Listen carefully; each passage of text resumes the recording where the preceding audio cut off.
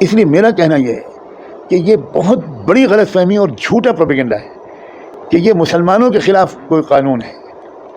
اور بہت افسوس کی بات ہے کہ پرائم منسٹر نے یہی کوشش کی ہے اپنی بھوپال کی تقریر میں کہ اکسایا جائے مسلمانوں کو تاکہ مسلمان اس کے خلاف زور و شور سے آواز اٹھائیں اور پھر وہی ایجنڈا کچھ ملک کا بدل جائے.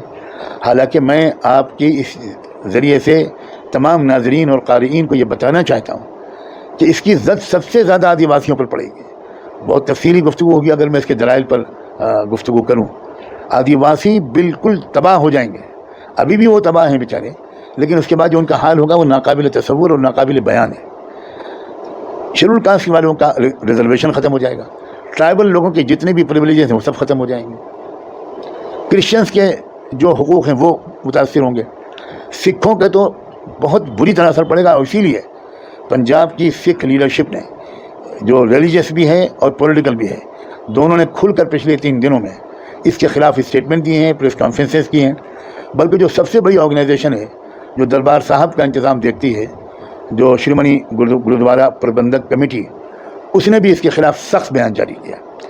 تو مسلمانوں کو یہ سمجھنا چاہیے کہ یہ صرف آپ کے خلاف نہیں ہے, بلکہ میں تو یہ مشورہ دوں گا کہ آپ اس کے خلاف زیادہ آواز نہ اٹھائیے. آپ تو اپنے ان بھائیوں کو اگر توجہ دلانے کی ضرورت محسوس ہو تو آپ ان کو توجہ دلائیے, ان کے خلاف ہے وہ.